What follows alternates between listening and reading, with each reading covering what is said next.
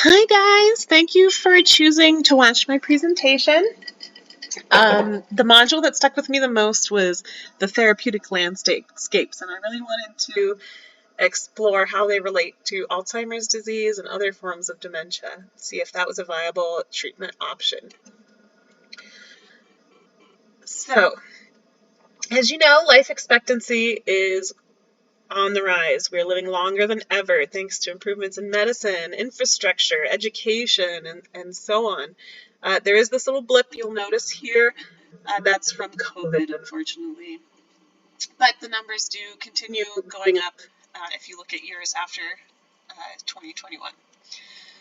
But it's not just a few people that are surviving to these advanced ages. Um, it's quite a large number of people. So let's look at age 65, which is typical onset of Alzheimer's begins at 65.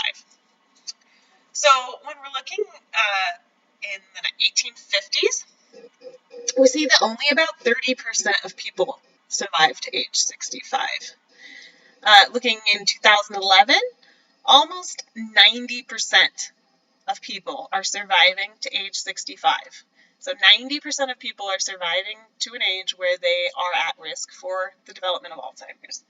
So it's also important to note that after age 65, your chances of developing Alzheimer's doubles every 5 years. So let's take a look at age 85. We're talking 20 years after the onset, where your chances of obtaining the disease have doubled every 5 years. Pretty high risk of having Alzheimer's at this point in time. So again, when we look at the 1850s, less than 5%. Even by the turn of the century, maybe 6 to 7%. But in 2011, a whopping 50% of the population is surviving to age 85.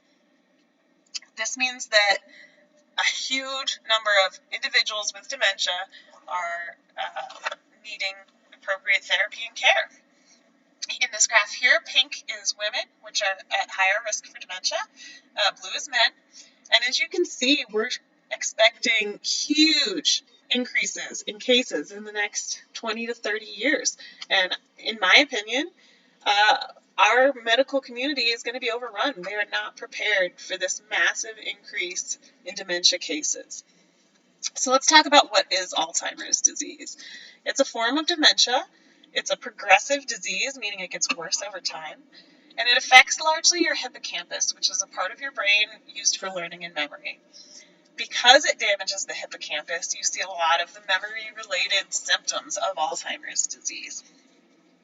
So to be officially Alzheimer's and not another form of dementia, you need to have both plaques and tangles.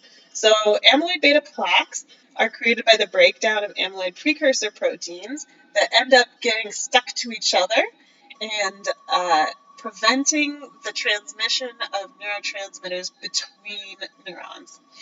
They're outside of the neurons, but stuck in between your synapses. Versus tangles, which are tau proteins that should have bound to microtubules for transport, but instead bound to each other, creating these tangles that are inside the neuron, preventing communication from happening effectively. So, in the hippocampus, you see a lot of this process known as long-term potentiation. And this is how our body learns things and builds memories. So this is an original neuron where you can see communication occurring. So with repeated stimulation of this, you see the development of additional receptors and additional neurotransmitters, which increases the strength of that synapse potentiation. So, by increasing the number of neurotransmitters and the number of receptors through repeated stimulation, you get an increased long-term memory. In Alzheimer's, you see both the accumulation of amyloid beta plaques in between the synapses, blocking these neurotransmitters from effectively getting through, and you also see tangles inside the neuron, trapping, and so it can't work as effectively as it should have. Protein kinase M zeta, which is important in the persistence of memory. So the true long-term nature of memory is damaged by these tangles, preventing that protein kinase from doing its job. And so this long-term potentiation process is strongly inhibited by Alzheimer's. So for a second, I want to talk about stress, because this is an important part of the onset and development of Alzheimer's disease. So we know that not all stress is bad. When saying stress in a negative way, we're usually talking about distress, although there's also eustress, which is a positive stress, and we'll get into that in a little bit here soon.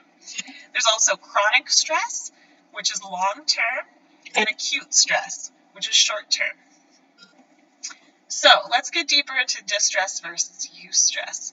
So looking at this graph where you see low stimulation on one end and high stimulation on the other end, in a low stimulation environment, we see boredom. You lose your ability to focus, and that's a form of distress. On the converse side, when you're too excited, too burned out, you're also in distress. But this sweet spot right in the middle, we can think better, we can control our emotions better, and we can focus better. So achieving eustress, or spending time in a state of eustress, is very positive for your mind. So this is important when considering the hypothalamic pituitary adrenal axis in your body, the HPA axis. And this is a system that's in everybody's body. And basically, when your body perceives stress, it activates three organs: the hippocampus, your prefrontal cortex of your brain, and your amygdala, which create this whole cascade process that results in either the release of glucocorticoids, such as cortisol, or epinephrine. If it releases epinephrine, it triggers a flight or fight response. But if your brain has perceived that a fight or flight response is not necessary, it instead releases the cortisol, which binds to glucocorticoid receptors on your hippocampus, your prefrontal cortex, and your amygdala to turn off this response, to tell your body that the stress was unnecessary and to regain homeostasis. Unfortunately, when you're in a state of chronic stress and your body is releasing a lot of cortisol, it ends up damaging the GR receptors on your hippocampus and your prefrontal cortex. So your body ends up getting flooded with cortisol that can't bind effectively to shut off this process, and you're just stuck in this chronic stress situation. We do know that chronic stress situation is toxic. It damages your hippocampus and your prefrontal cortex, which leads to increases in tau phosphorylation and increases in the formation of amyloid beta plaques. The exact mechanism for the cortisol's influence on those is unknown, but it's thought that if we could disrupt that cycle, we could slow down or stop the onset of Alzheimer's.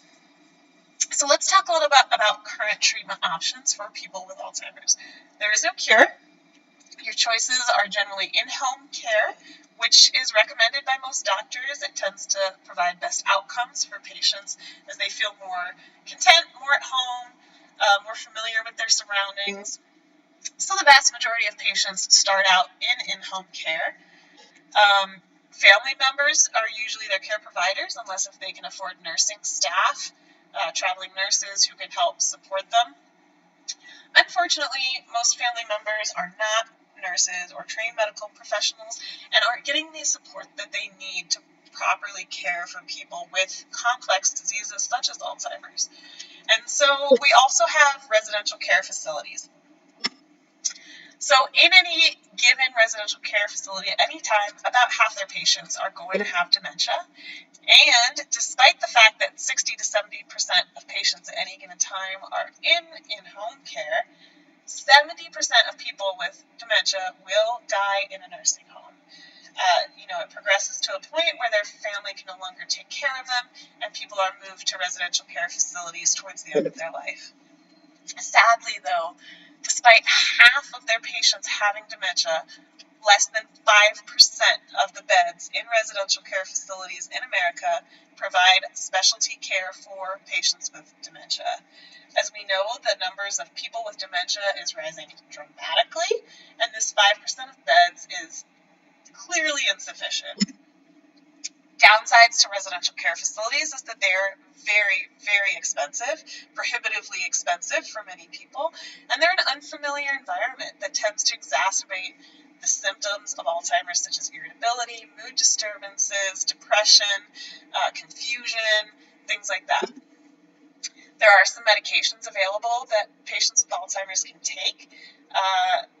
They don't cure Alzheimer's, but they tend to act on specific aspects of the disease. You can see in recent years there's been a huge amount of money poured into researching and developing these medications, and perhaps in the future we'll find some more effective ones. Right now, they're honestly not that great. So I want to propose a potential therapy of environmental enrichment. So let's explore.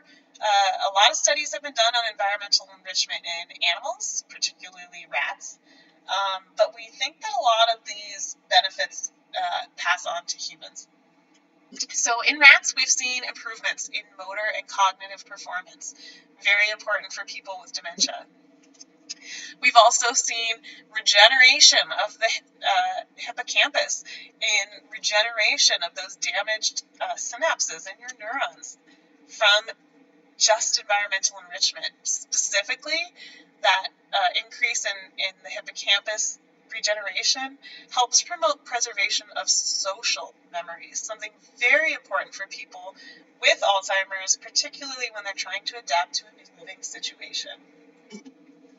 We see increase in that long-term potentiation in the hippocampus, something that is suppressed by Alzheimer's, so that's a very important way to combat the disease. And we see increases in dendritic arborization, which means that you basically imagine your neuron as a tree, and you see thicker, longer, more branches coming off, able to create more connections with other synapses. We've also seen in humans that people exposed to enriched environments recover from illness quicker, have reduced stress, lower blood pressure, better sleep patterns, and more vitamin D. And as many of you may know, maintaining strong bones is something very important, particularly for elderly women prone to osteoporosis. So,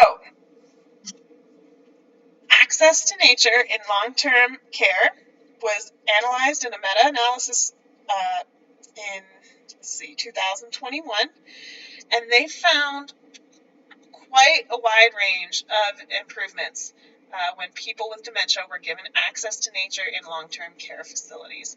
So things here in bold were the largest noted improvements, but all of these were noted. And as you can see, it affected a wide range of issues for people with dementia. Everything from falling and needing medication to their ability to sleep or their behavior, their desire to engage with others had a huge impact on their well-being. So now that we see that there is demand for this, or scientific support for this as a theory, let's talk about some of the design considerations that need to go into designing a therapy garden for people with dementia. So you need to make sure that it's accessible. Most people with dementia are of advanced age and may have other comorbidities that need to be considered. So you need to make sure that there's no heavy doors.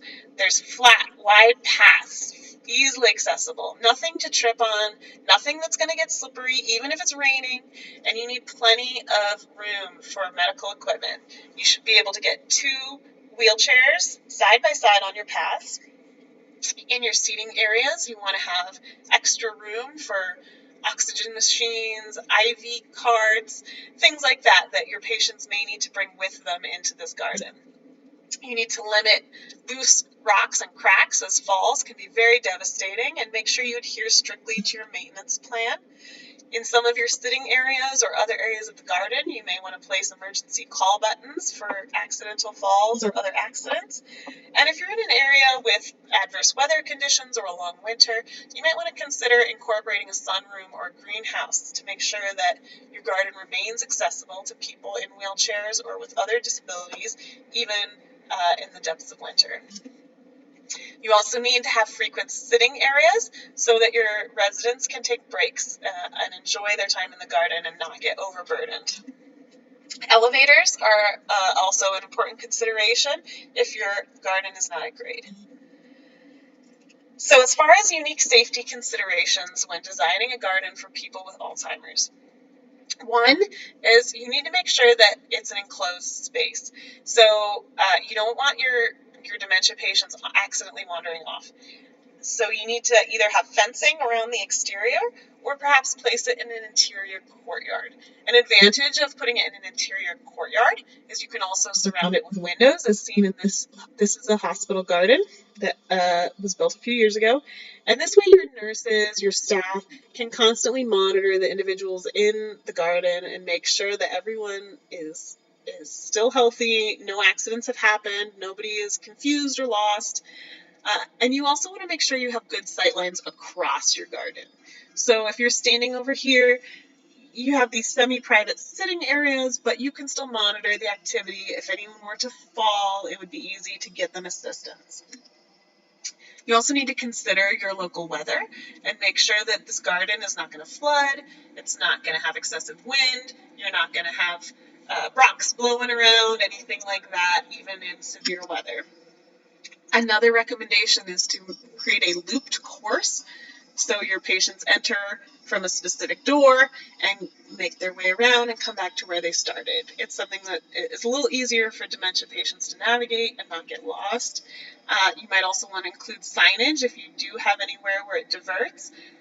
Frequent reminders as to where the exit is, where the bathroom is, for anyone who might be confused or having difficulty remembering where they are. Handrails, seating areas, no steps. You need places where people can stop and rest. And then, of course, if it's going to be accessed after dark, you need to have plenty of lighting, particularly in areas where there might be stairs or other obstacles. And some gardens have even included little sunscreen stations or a stack of gardening hats that their residents can access to make sure they don't get sunburned. Green roofs have become a very popular solution to this problem of where do I build the garden, especially if you're in an urban area or you're trying to retrofit an existing building and you don't have at-ground space. The roof is a very good place to place one of these gardens, but there are unique safety considerations. One, you need to make sure that you have high parapet walls, as you can see here. They do have them in this example too, but they're more of a chain link style. So those will make sure that nobody falls, nobody accidentally gets injured, and of course you need to have elevators to make sure that your residents can access the roof garden. Something else to consider as to whether or not a roof garden is appropriate for your facility is the weather in your area. As you can imagine, if this was a very high wind area or a place with a lot of heavy rain, these gardens might not be quite as ideal. You don't want your patients up here shivering in the wind. You also want to place quite a few sitting areas, places where residents can relax, they can interact with other residents, or they can spend time with their families. So you want these to be semi-private, give people a feeling of independence, while still being able to monitor them for safety purposes. And you need to, again, have plenty of room for wheelchairs and other medical equipment. So movable modular furniture is often a good idea, so that you can accommodate everyone's needs. You also want to include plenty of shade, and in winter climates, heating systems to create a four-season garden. So something else that's very important to consider is creating items that invoke passive interest. This comes down to attention restoration theory, which was proposed by Stephen and Rachel Kaplan in 1989. This theory says that time in nature can help restore attention and restore the mind, and it does so by activating involuntary, passive attention and limits the need for directed attention. So this is called soft fascination. Think of watching clouds float by or watching trees blow in the breeze. Things that you involuntarily are drawn to observe, and it allows for mindfulness, reflection, introspection, calming, and allows for sense making. For people who are confused, those moments of calm introspection can help them better understand where they are, that they're safe, what their surroundings are. And so, in order to activate that soft fascination and get the benefits of passive interest, you want to incorporate things that might attract wildlife, some water features. Children's play areas can be very powerful. People love watching children play. Um, Windmills, chimes, tall grasses that sway in the breeze. You also might want to consider dual use areas for your garden. In this picture up here, you can see people getting dialysis treatment. But it's very similar if you were to get chemo or any kind of other infusion therapy. And imagine if instead of doing this in this institutional feeling fluorescent light room, imagine this was in a greenhouse surrounded by tall tropical plants, gently scented flowers hanging around you. You could watch the clouds move by, watch children playing. I think it would be a lot less stressful of a time getting these treatments that can take hours every week. Physical therapy can be incorporated into your garden. You see that in this picture down here where they have all different textures, gentle slopes, some short staircases with handrails. Here's a door you can practice going in and out of. So you can have your physical therapists come to your patients and allow them to engage in physical therapy in their own safe environment. Gardening therapy, helping your patients get their hands in the soil, making their own food, can be very powerful. And areas for socialization. People tend to congregate around vegetable beds, fish ponds, an area they can walk their pets or feed the birds. These are all areas where people gather and form social bonds. And you can also incorporate areas for home-like tasks. The theory for this is that successfully completing normal home-like tasks can instill a sense of pride, help people feel they have a purpose, and improve their self-esteem. So simple tasks that you've done a million times in your life, things like sweeping, watering plants, raking, dropping letters in the mailbox. One example I saw in a dementia garden in Australia, they put out clotheslines and had baskets of rags and clothespins placed underneath them. And the women would go and absentmindedly hang these clothes on the clothesline. And they'd start talking, they'd spend time in nature. And so they achieved this sense of pride and friendship from this simple task of hanging clothes on a clothesline. I also want to talk about plant-specific choices when it comes to building a dementia garden. So keeping in mind that most of your demographic that you're targeting is going to be born between maybe 1930 and 1960. So we're talking mid-century, maybe a little before. And so you need to consider plants that are going to be familiar to this generation.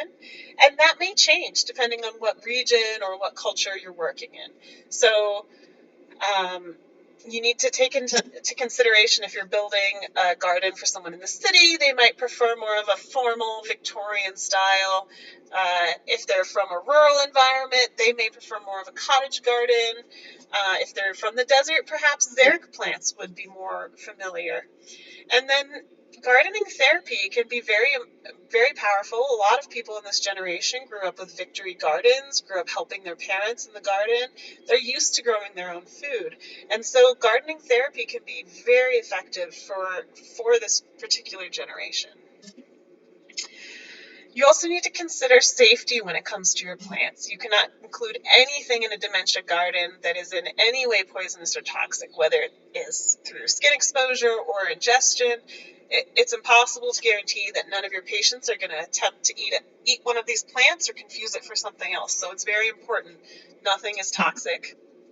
You also want to try and avoid thorns, brambles, anything that could lead to cuts or infections, anything that's a common allergen, anything that requires chemicals applied to it, or anything that might attract dangerous wildlife.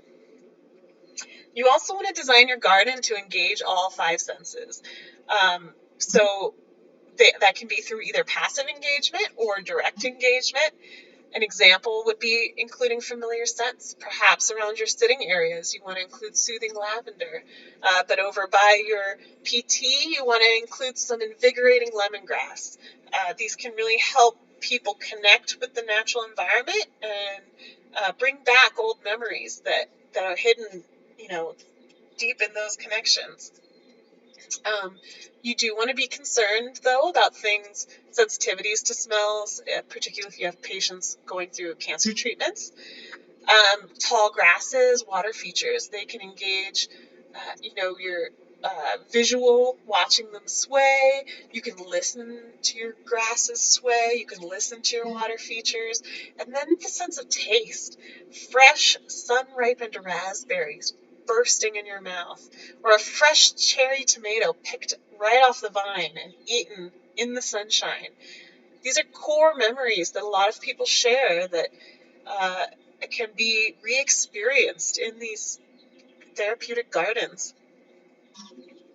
You could also include an herb garden with specific herbs used to treat Alzheimer's. Let the patients help grow some of their own medications. There are many, many different herbs that have been shown to help improve memory, prevent the formation of amyloid beta plaques, or even help prevent the onset of Alzheimer's. And these are plants that your patients could grow in their own garden. So there are several areas that need continued research. One is that we don't have any data showing the effectiveness of any of these specific design elements on outcomes for Alzheimer's patients. If you have limited funds and you need to know, should I put in uh, a water fountain or should I put in, perennial flowers? Which one's going to be more beneficial for your Alzheimer's patients, we really don't know. So we need to have more research into what specific design elements are most effective. We also need to look deeper into the HPA axis and the effects of chronic stress. We know that it influences the onset of Alzheimer's, but the exact pathway has not yet been discovered. And there's perhaps additional pathways that we haven't even theorized yet that need to be looking into deeper. So thank you so much for watching my presentation. I hope it helped inspire you, helped you think a little bit differently about how nature can help the elderly in our community who are dealing with, some of these terrible diseases that many of us fear we may one day experience. Um, let me know if you have any questions. Feel free to comment below or reach out to me directly. And thank you again.